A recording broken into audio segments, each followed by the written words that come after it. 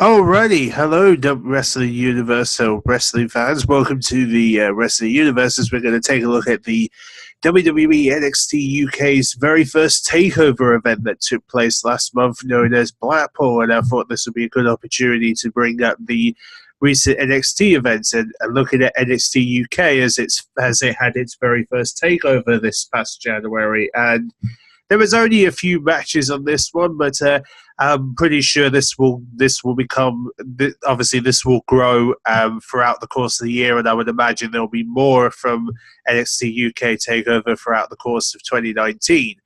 Now, the first thing that came on the radar in terms of matches was of course, the NXT UK Tag Team Championships, which they've been doing a tournament leading up to this takeover to determine who would be the very first NXT UK tag team champions, because this was a big deal for because obviously NXT UK has only just started, and it's starting to develop their own champions and try to be basically NXT in the UK essentially. And of course, we've got the Mustache Mountains, who are becoming a really good team for themselves, would take on Zach Gibson and James Drake in this opportunity for the first ever NXT UK Tag Team Championships. And of course, Zach Gibson and James Drake would end up taking the opportunity to beat the Mustache Mountain and become the very first ever NXT Tag Team Champions. And of course,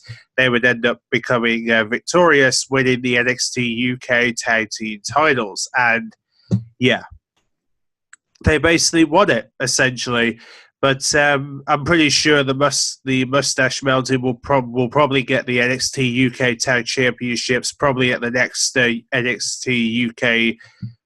Well, probably at the very next NXT UK takeover, they'll probably end up winning the titles. That I'm pretty sure they will. But yeah, so that's pretty much the first history-making moment right there. They finally crowned their first NXT UK Tag Champions. So we now have UK Tag Champions in NXT UK.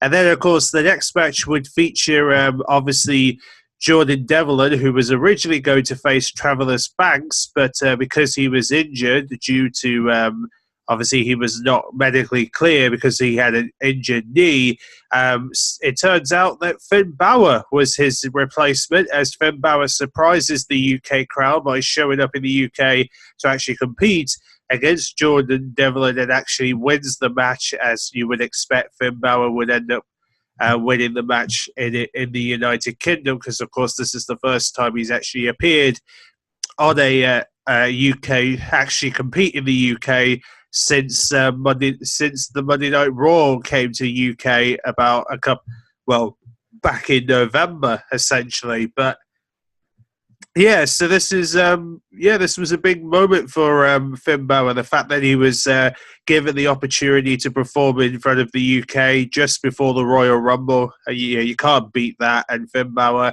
was very grateful to be in a part of that very first NXT UK takeover. So he's very honoured to be a part of it. So big ups for him. And then, of course, that would lead to a no disqualification match where we would have Dave Mustache facing Eddie Dennis in the no disqualification matchup, which was the first time we would have a brutal no disqualification match. But, of course, Dave Mustache would end up winning the match and ends up defeating Eddie Dennis on having his first victory on NXT UK TakeOver, looking dominant after the match, of course.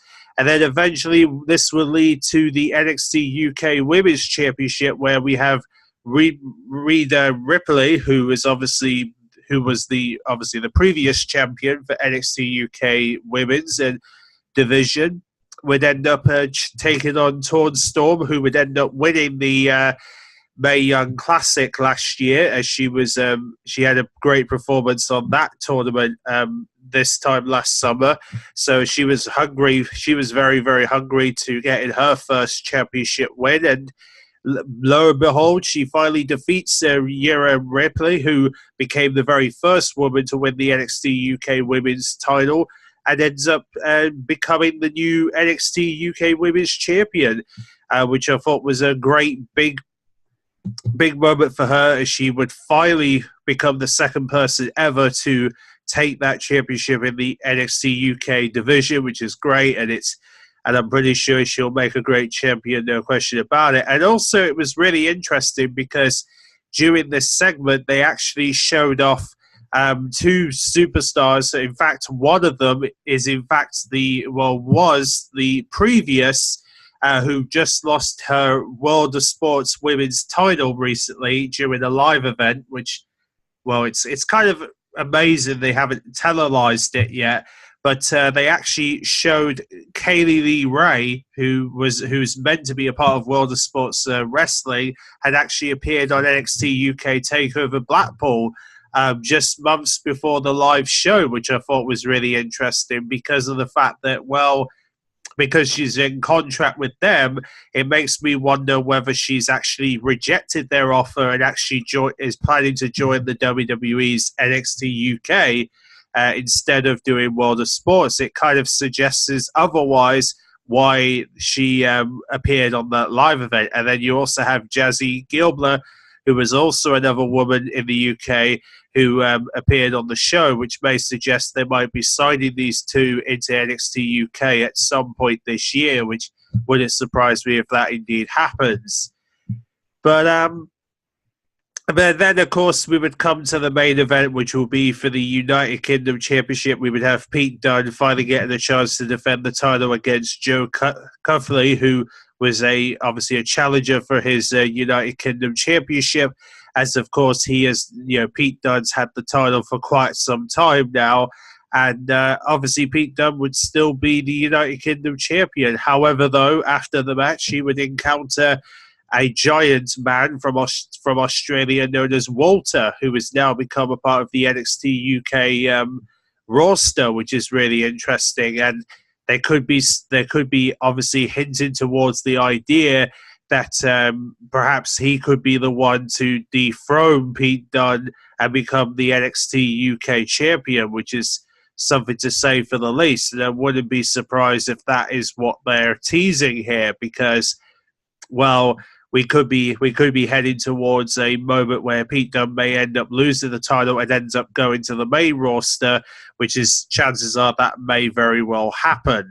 So we shall see. We shall see what happens here, but I'm pretty sure we'll find out more as we head to the next NXT UK takeover, which will be hopefully in a few months' time. Who knows? But we'll see when they plan their next one, of course. But that is pretty much some of the highlights for the NXT UK's takeover, their very first ever takeover they've actually held. And again, I still believe they're going to be having more takeovers this year. It's just a matter of when they're going to do it. And hopefully it won't be too long until we get the next NXT UK takeover happen in 2019, knowing the fact that WWE is going to be coming to the UK anyway for Raw and SmackDown in 2 months' time. So we know that's going to happen. So it'll probably be around that weekend, or perhaps around that week is when we're probably going to see an NXT UK takeover regardless. But anyway, thanks so much, everyone, and I'll see you all for my for the results of NXT UK or NXT takeover in Phoenix. So see you there.